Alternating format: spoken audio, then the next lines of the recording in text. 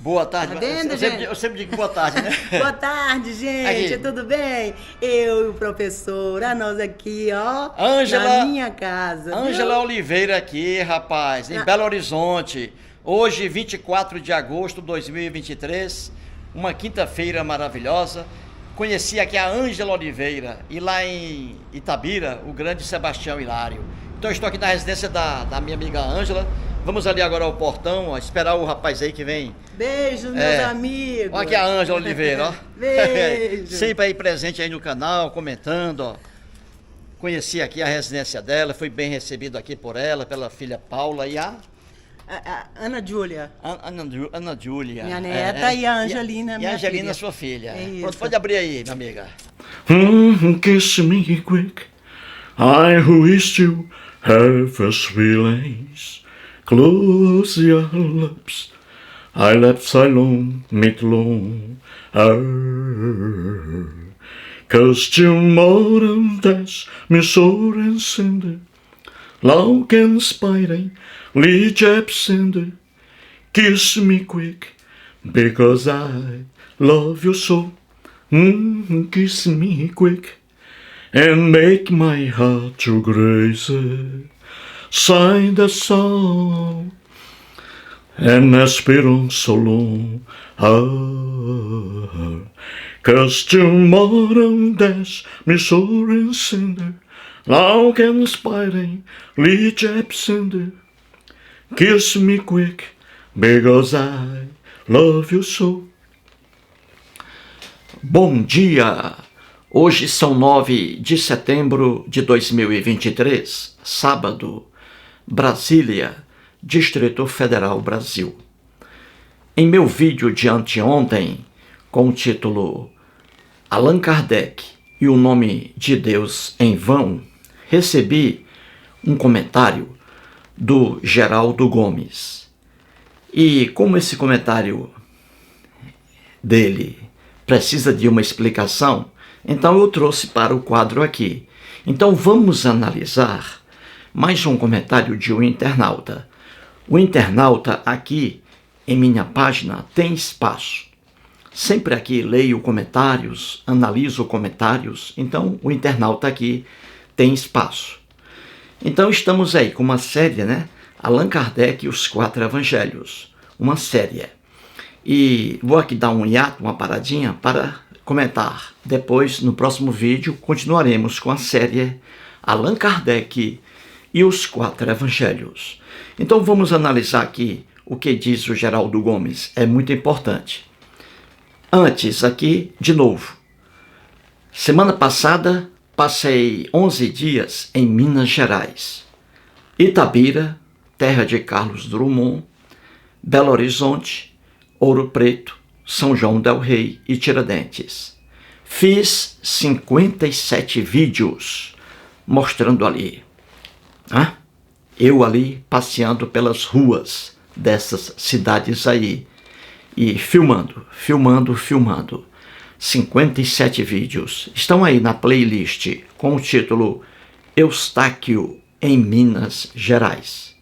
Então vamos analisar o comentário de Geraldo Gomes. Vamos lá. Muito bem, gente. Vamos começando aí, à esquerda acima. Geraldo Gomes.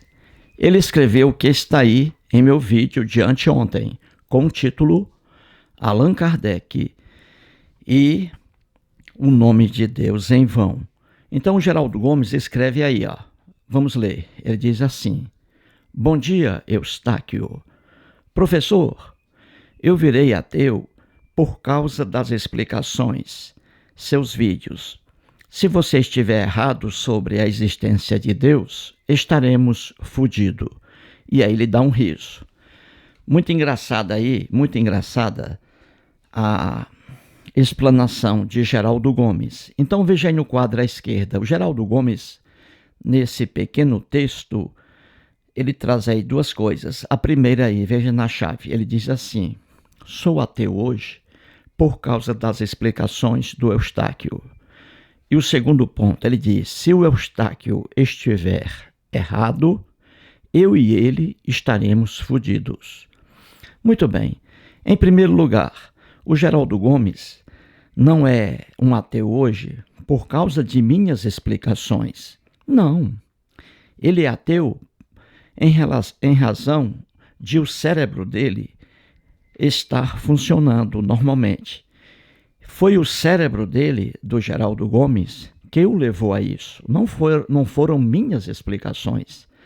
Talvez minhas explicações tenham aí ajudado a deixar mais clara a visão dele, do Geraldo Gomes. Mas ele não é um ateu por causa de minhas explicações. Quando ele procurou vídeos de ateus no YouTube, ele já estava aí, ele que era cristão, ele já estava com dúvidas, entendeu? Ele já estava com dúvidas. Então, ele procurou aí mais explicações no mundo do YouTube. Então, ele não é um ateu hoje por causa de minhas explicações, mas por causa de o cérebro dele estar funcionando normalmente. E o segundo ponto aí, ele diz assim: se o Eustáquio estiver errado, eu e ele estaremos fodidos. Ele diz isso porque ele sabe que o cristianismo, que é uma religião muito má, perversa, o cristianismo coloca no fogo eterno do inferno a pessoa que simplesmente não acreditar em Jesus. Uma barbaridade do cristianismo. E é o que vamos ver aqui de forma bem clara. Então vamos aí. Veja abaixo a pergunta que eu faço. E faça essa pergunta aí a um cristão qualquer que mora aí em sua rua, algum cristão vizinho seu. Faça essa pergunta a ele. A pergunta é o seguinte, veja aí à esquerda abaixo. O amor, a solidariedade e a fraternidade estão presentes em Jesus ou nas leis penais brasileiras? Faça essa pergunta a um cristão aí em sua rua, em sua própria casa. Pergunte a ele isso aí. Vou perguntar de novo. O amor, a solidariedade e a fraternidade estão presentes em Jesus ou nas leis penais brasileiras? Eis a pergunta. Eis a pergunta. Então vamos analisar isso aí, gente. Veja agora acima à direita no quadro. Eu fiz aí um quadro, veja. Leis penais, que são as leis penais brasileiras. E aí, Jesus. Estou fazendo uma comparação, simplesmente. Muito bem. Então veja aí a punição que é trazida pelas leis penais. E veja também a punição que é trazida por Jesus, atribuída a Jesus, que está nos 4 evangelhos do Novo Testamento. Então, quais são as punições aí? Muito bem, veja no quadro. Veja os tipos de punição que são trazidos pelas leis penais brasileiras. Veja aí. As punições são as seguintes: prisão, veja aí no quadro, multa, prestação de serviços à comunidade, limitação de fim de semana. São as principais punições aí trazidas pelas leis penais, principalmente pelo Código Penal brasileiro. Muito bem. Você vê aí no quadro prisão, multa, olha aí. Por que essa diferença aí? É o seguinte, porque para os crimes mais graves, você tem aí a prisão, né? A pessoa é presa, o criminoso. Aquele que comete crimes é preso. Então, aquela pessoa que comete um crime grave, homicídio, por exemplo, vai cumprir aí a prisão, pena, prisão grave. Quando o crime é leve, aí as penas também são leves. Pode ser aí a pena de multa apenas e não prisão. Pode ser prestação de serviços à comunidade. O condenado, ele não vai preso. Ele vai cumprir serviços aí em algum lugar. Entendeu? Porque o crime que ele praticou é leve. Quando o crime é grave, aí é prisão. Quando o crime é leve, aí é multa, prestação de serviços à comunidade, limitação de fim de semana, entendeu? Muito bem. Então a punição aí, as punições trazidas pelas leis penais brasileiras são prisão, multa, prestação de serviços à comunidade, limitação de fim de semana. Apenas, veja aí no quadro, para os criminosos, apenas para aquelas pessoas que cometem crimes. Quem não comete crime não sofre punição alguma. Entendeu? Isso aí são as leis penais. E Jesus aí, veja, o Jesus que está ali presente nos 4 evangelhos da Bíblia, a punição ali dele é apenas uma: tortura eterna. Tortura eterna. Que coisa horrível. E para quem? Para criminosos? Não. Apenas, veja, apenas para as pessoas que não crerem nele. Então, quem não crê em Jesus, Jesus dizia nos 4 evangelhos. Quando eu digo Jesus, estou me referindo ao Jesus dos 4 evangelhos. Aquele Jesus criado pelos 4 evangelistas. Então, a punição trazida por Jesus, horrível. A tortura eterna. E para criminosos, não. Não precisa cometer crime. Basta não crer nele. Então, Jesus é isso aí, gente. Aí vem a pergunta abaixo. O amor, a solidariedade e a fraternidade estão presentes em Jesus ou nas leis penais brasileiras? Veja no quadro aí. Você vê facilmente que o amor, a solidariedade e a fraternidade estão presentes apenas nas leis penais brasileiras e não em Jesus. Viu aí? Jesus pregando a tortura eterna, fogo eterno, apenas para quem simplesmente não crê nele. Viu aí, gente? O que é a verdade? Então veja abaixo aí do quadro. Leis penais. As leis penais brasileiras, hoje, ano 2023, as leis penais brasileiras, veja aí, condenam a tortura. Condenam a tortura. É proibido torturar um criminoso. Veja bem a diferença entre as leis penais brasileiras e Jesus. As leis penais brasileiras condenam a tortura. Já Jesus trazia como punição apenas a tortura eterna, o que é condenado pelas leis penais brasileiras.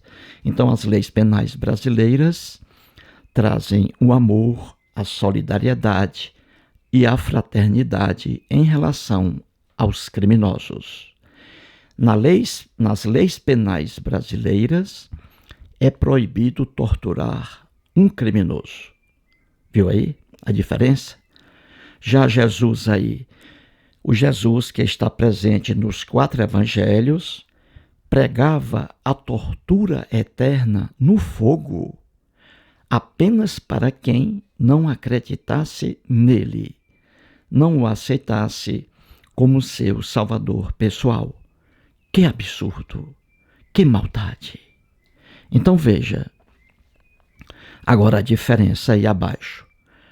Um criminoso e uma pessoa que não crê. Então veja, um criminoso qualquer aqui no Brasil que comete um crime, homicídio, estupro, ameaça, latrocínio, sequestro, estupro, um criminoso deve receber punição. E a punição é essa aí, prisão, e não sofrimento físico. Então veja, um criminoso deve sim receber uma punição, uma pena, mas não pode sofrer tortura alguma. Não pode ser torturado. E não é. É proibido torturar. Agora veja a crença aí abaixo. Quem não crê em Jesus, quem não crê em Maomé, quem não crê em Buda, quem não crê em Papai Noel, veja aí, não pode sofrer punição. Não pode. Por quê? Porque não é crime, não é ação alguma, é apenas crença. Então, quem crê ou quem não crê, não pode sofrer punição alguma. E até porque o crer não depende da vontade da pessoa, entendeu? Você não pode obrigar uma pessoa a crer quando ela não crê. Entendeu?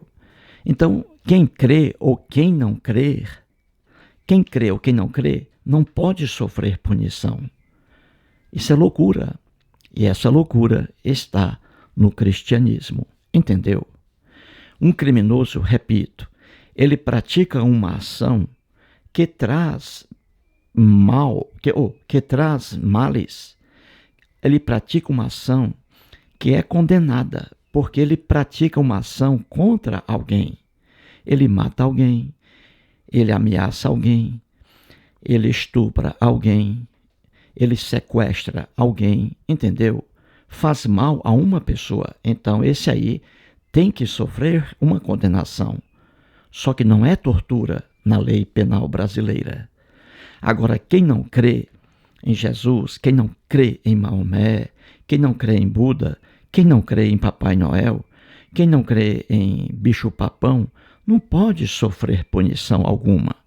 Não pode, porque o crer ou o não crer não depende da vontade da pessoa. Quem crê ou quem não crê não está fazendo mal a alguém, entendeu? Só que o cristianismo é loucura total.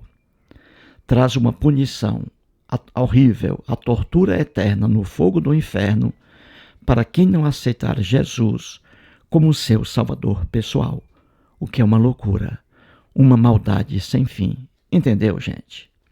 Então veja um exemplo aí no quadro abaixo. Vamos pegar aí 3 criminosos famosos aqui no Brasil. Veja o caso aí. O primeiro, Suzane von Richthofen. O segundo, Alexandre Nardoni.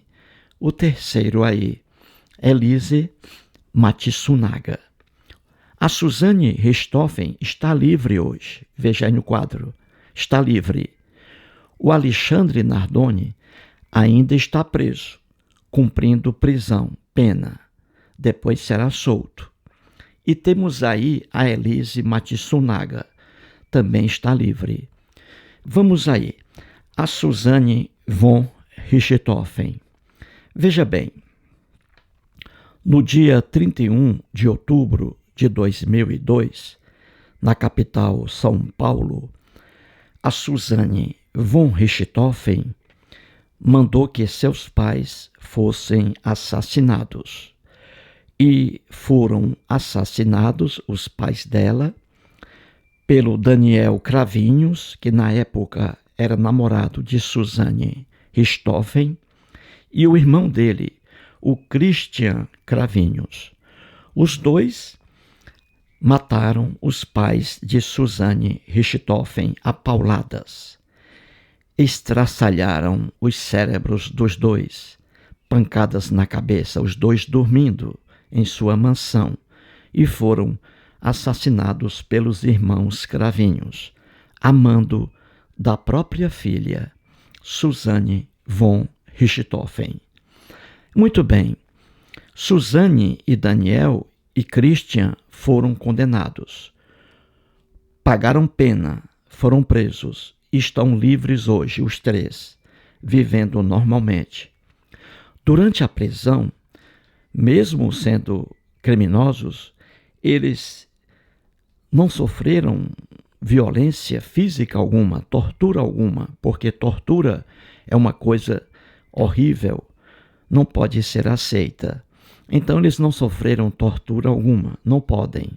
Então eles presos, eles tinham direito ao café da manhã, almoço, jantar, veja bem, assistência psicológica, assistência médica.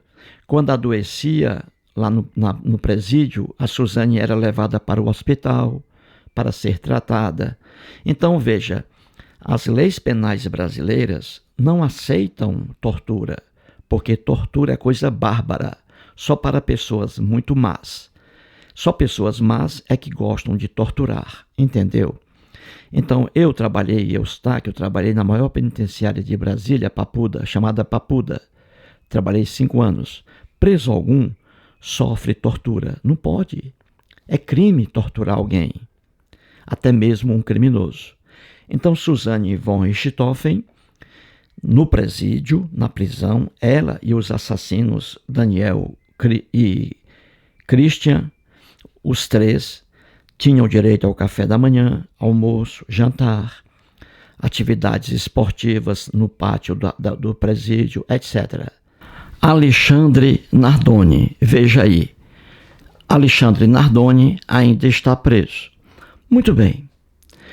Alexandre Nardoni e a companheira dele, Ana Jatobá, foram responsáveis pela morte da criancinha Isabela Nardoni, também na capital, São Paulo. No dia 29 de março de 2008, Alexandre Nardoni jogou a própria filha, uma criança, Isabela Nardoni, de um apartamento lá em São Paulo. Ela morreu ao se chocar no solo. Então veja, Alexandre Nardoni, o próprio pai de uma criança, e a madrasta dela, Ana Jatobá, mataram uma criança. Veja bem, e aí, o que aconteceu? Alexandre Nardoni e Ana Jatobá foram presos. O Alexandre Nardoni ainda está preso, cumprindo pena. Então ele cometeu um crime bárbaro de homicídio contra uma criança. E qual é a pena dele, segundo as leis penais? Apenas prisão. Apenas a prisão. Alexandre Nardoni não pode sofrer punição, tortura alguma. É proibida a tortura. Ele não pode ser torturado, apesar de ter cometido um crime bárbaro. Então, na prisão, ele está na prisão ainda. Ele tem direito ao café da manhã, almoço, jantar, atividades recreativas. Ele bate uma bolinha, joga um futebolzinho lá no pátio da prisão.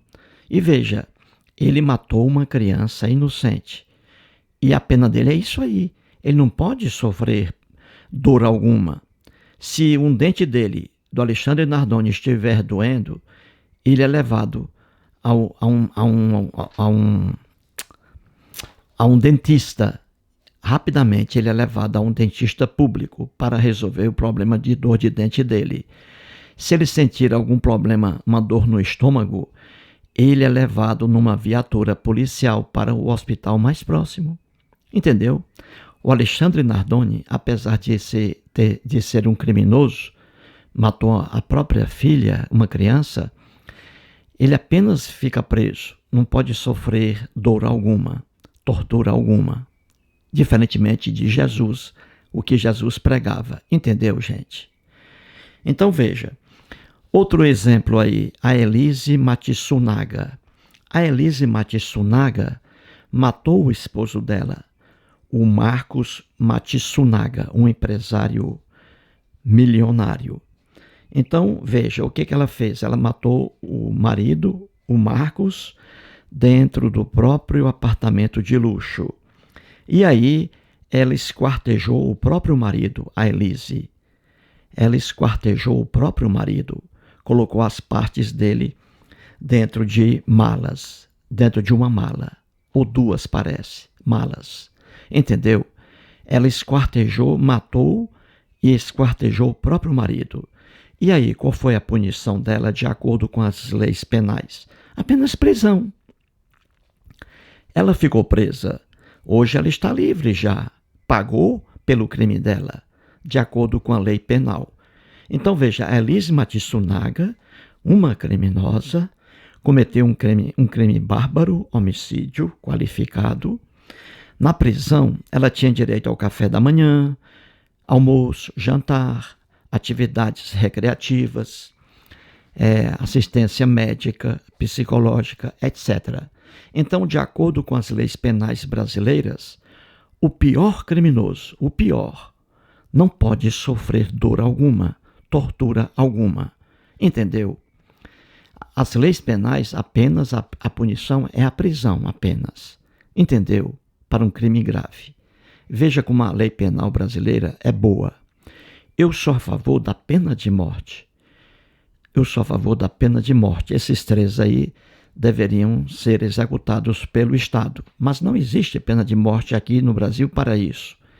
Existe pena de morte aqui no Brasil para crimes cometidos durante um estado de guerra. Então veja, como as leis penais brasileiras são boas, não é? Trazem o amor, a solidariedade e a fraternidade, porque elas não torturam os presos, entendeu? A lei penal não faz isso, porque torturar é a coisa horrível. Só mesmo uma pessoa doentia para ficar feliz torturando alguém, entendeu? Então a lei penal brasileira é melhor que Jesus, o Jesus dos 4 evangelhos, porque a lei penal brasileira é contra a tortura. Já Jesus aí, veja, nos 4 evangelhos, sempre Jesus pregava que aquela pessoa que não cresce nele, que não o aceitasse como seu salvador pessoal, quando morrer, será condenada eternamente ao fogo do inferno. Veja a loucura. Além de a tortura ser uma coisa muito má, bárbara, e pior ainda, eterna. Veja, aqui no Brasil não existe pena eterna. Veja, a Suzane Richthofen, o Alexandre Nardoni e a Elise Matsunaga, criminosos. Veja aí, a Suzane e a Elise já cumpriram a pena.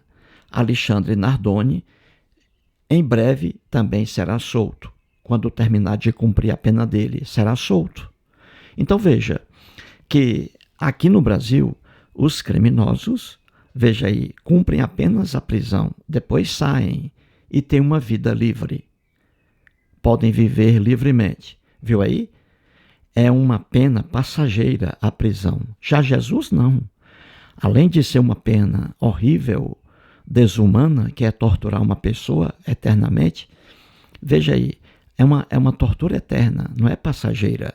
Então veja que as leis penais brasileiras são melhores que a propaganda atribuída a Jesus. Viu aí?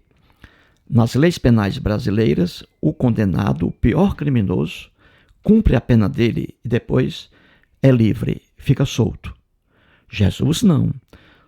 Ele pregava a tortura eterna, no fogo, apenas para quem não cresce nele. Ele nem estava preocupado com criminosos, apenas para quem não cresce nele. Entendeu, gente? Aí vem a pergunta agora de novo. O amor, a solidariedade e a fraternidade estão presentes em Jesus ou nas leis penais brasileiras? O que você acha? Você entendeu? As leis penais são contra a tortura. Jesus a favor da tortura e mais, tortura eterna e mais, não para criminosos, mas apenas para quem não cresce nele. Entendeu? Então veja, as leis penais proíbem a tortura. Jesus propagava a tortura eterna para quem não cresce nele. Qual dos dois aí? Leis penais ou Jesus? Qual dos dois aí traz aí o amor, a solidariedade e a fraternidade, hein? Será que eu preciso dizer? As leis penais, porque elas são contra a tortura. Essa visão de Jesus errada aí, isso se deve ao mundo antigo. Para o mundo antigo, eles pensavam que estavam certos torturando alguém. castigando alguém por ter feito um crime, torturando, torturas físicas. Essa era uma visão errada do homem antigo. Ele pegava o criminoso e matava. Ele pegava o criminoso e torturava. Era uma visão antiga. Ou seja, o criminoso tem que sofrer fisicamente. Isso era uma visão antiga do mundo antigo. Entendeu? Errada. Hoje não. Nas leis penais brasileiras, veja aí, a tortura é proibida. Preso algum pode sofrer dor física. Já Jesus pregava a tortura eterna, simplesmente para aquele que não cresce nele. Pode ser até uma pessoa boa, basta não crer. A pessoa pode ser boa, nunca matou ninguém, nunca cometeu crime, mas se não acreditar em Jesus, quando morrer, será condenado eternamente ao fogo do inferno.